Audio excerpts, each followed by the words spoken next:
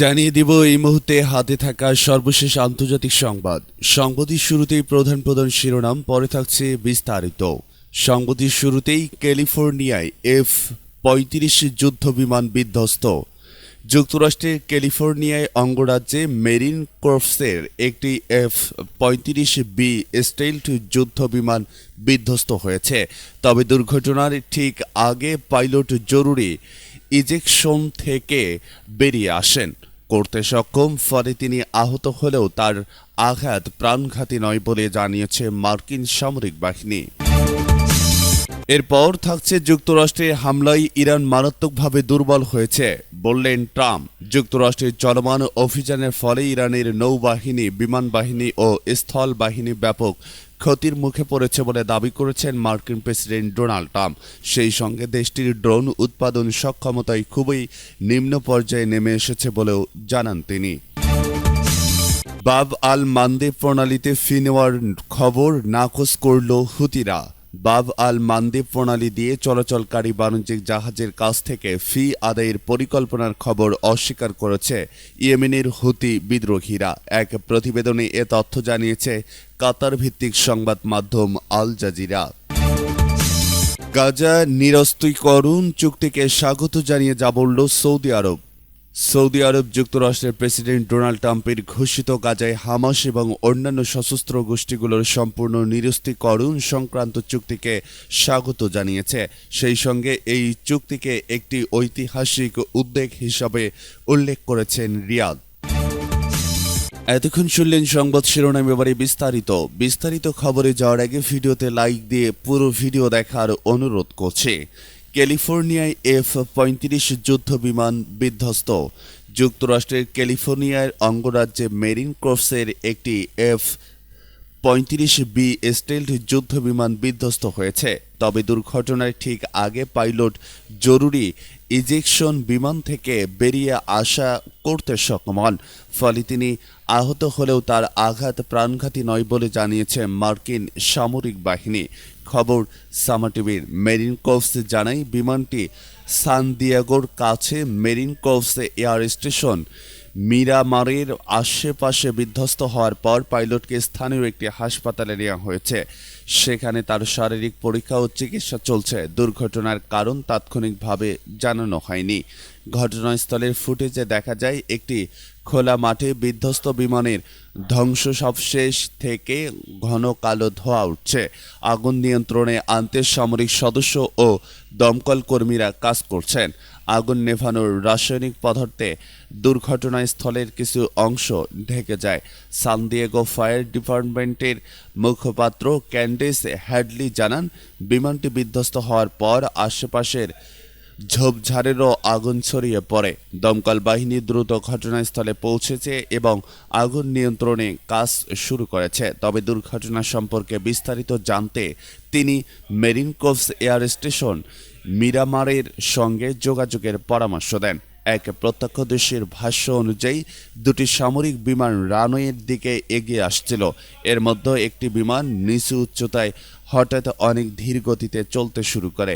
মাটি থেকে প্রায় 100 ফুট উপরে থাকা অবস্থায় পাইলট ইজেক্ট করেন এবং কয়েক মুহূর্ত পর প্যারাশুট খুলে যায়।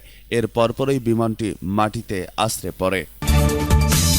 যুক্তরাষ্ট্রের হামলায় ইরান মারাত্মকভাবে দুর্বল হয়েছে ট্রাম্প। যুক্তরাষ্ট্রের চলমান অভিযানের ফলে ইরানের নৌবাহিনী, বিমান বাহিনী ও স্থল বাহিনী ব্যাপক ক্ষতির মুখে পড়েছে বলে দাবি করেছেন মার্কিন প্রেসিডেন্ট ডোনাল্ড ট্রাম্প। সেই সঙ্গে দেশটির ড্রোন উৎপাদন সক্ষমতাও খুবই নিম্ন পর্যায়ে নেমে এসেছে বলেও জানান তিনি।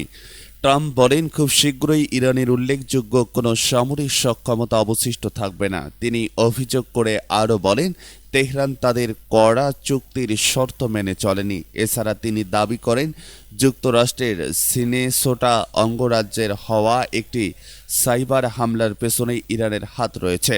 তবে এ ঘটনার জন্য তিনি মিনেসোটার স্থানীয় প্রশাসনকেও দাবি করে বলেন, তারা অসম্পূর্ণ অযোগ্য। ট্রাম্প আরও বলেন, স্পেনে বিপুল সংখ্যক বিদেশি অভিবাসী প্রবেশ করছে এবং একই ধরনের পরিস্থিতি যুক্তরাষ্ট্র তৈরি হতে পারে বলে তিনি সতর্ক করেন। তিনি দাবি করেন, তার দ্বিতীয় মেয়াদে যুক্তরাষ্ট্রের ইতিহাসের সবচেয়ে শক্তিশালী সামরিক বাহিনী গড়ে তোলা হয়েছে। পাশাপাশি তার প্রশাসন দেশের শান্তি বজায় রাখা এবং নতুন কর্মসংস্থান সৃষ্টি করতে কাজ করছে বলেও জানান তিনি। বাব আল মানদেব প্রণালীতে ফি নেওয়ার খরচ নাকচ করল হুতিরা।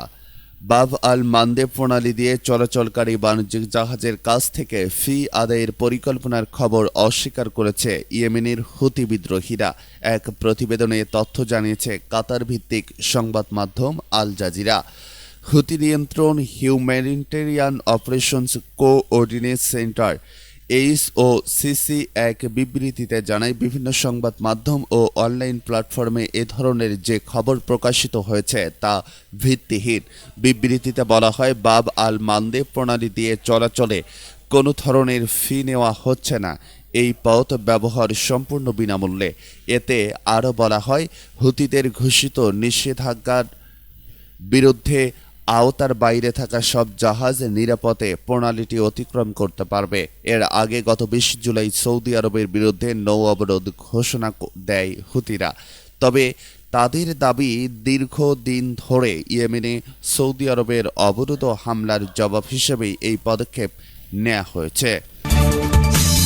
সর্বশেষ জানিয়ে দেব, গাজা নিরস্ত্রীকরণ চুক্তিকে স্বাগত জানিয়েছে যা বলল সৌদি। সৌদি আরব যুক্তরাষ্ট্রের প্রেসিডেন্ট ডোনাল্ড ট্রাম্পের ঘোষিত গাজায় হামাস এবং অন্যান্য সশস্ত্র গোষ্ঠীগুলোর সম্পূর্ণ নিরস্ত্রীকরণ সংক্রান্ত চুক্তিকে স্বাগত জানিয়েছে। সেই সঙ্গে এই চুক্তিকে একটি ঐতিহাসিক উদ্যোগ হিসাবে উল্লেখ করেছেন রিয়াদ। এক বিবৃতিতে সৌদি পররাষ্ট্র মন্ত্রণালয় ট্রাম্পের নেতৃত্ব এই চুক্তি সম্পূর্ণ করতে তার অঙ্গীকারের প্রশংসা করে। পাশাপাশি মিশর, কাতার, তুরস্ক, যুক্তরাষ্ট্র, পিস কাউন্সিল এবং এ উদ্যোগের যুক্ত অন্যান্য অংশীদারিত্বের প্রচেষ্টার জন্য ধন্যবাদ জানায়। সৌদি আরব জাতিসংঘ নিরাপত্তা পরিষদের প্রস্তাব 2023 এর আওতায় অনুমোদিত সমন্বিত শান্তি পরিকল্পনা বাস্তবায়নের প্রতি নিজেদের অঙ্গীকার পুনর্ব্যক্ত করেছেন। দেশটি বলেছে, নির্ধারিত সময়সীমার মধ্যে চুক্তির সব ধাপ বাস্তবায়ন করতে হবে। বিবৃতিতে গাজা থেকে ইসরায়েলের সম্পূর্ণ সেনা প্রত্যাহার, আন্তর্জাতিক স্থিতিশীলতা রক্ষাকারী বাহিনী মোতায়েন, বাধাহীন মানবিক সহায়তা পৌঁছানো, পুনর্গঠন কার্যক্রম শুরু এবং ফিলিস্তিনি কর্তৃপক্ষের আবারও গাজার প্রশাসনিক দায়িত্ব গ্রহণের পর গুরুত্ব দেওয়া হয়েছে। সৌদি আরবের মতে, এই চুক্তি এমন একটি বৃহত্তর রাজনৈতিক প্রক্রিয়ার সূচনা করবে যা ফিলিস্তিনিদের আত্মনিয়ন্ত্রণের অধিকার ও একটি স্বাধীন ফিলিস্তিনি রাষ্ট্র প্রতিষ্ঠার নিশ্চয়তা দিবে। একই সঙ্গে পারস্পরিক স্বীকৃতির ভিত্তিতে ফিলিস্তিন ও ইসরায়েলের মধ্যে স্থায়ী শান্তি প্রতিষ্ঠার পথও সুগম করবে। দর্শক, আপনাদের মতামতগুলো কমেন্ট করতে ভুলবেন না। সেই সাথে কোথা থেকে দেখছেন অবশ্যই কমেন্ট করে জানান। আর ভিডিও ভালো লাগলে লাইক দিয়ে সবসময় চ্যানেলটি সাবস্ক্রাইব করে আমাদের পাশে থাকুন। কথা হবে পরবর্তী আরও একটি ভিডিওতে। সে পর্যন্ত ভালো থাকবেন। আল্লাহ হাফেজ।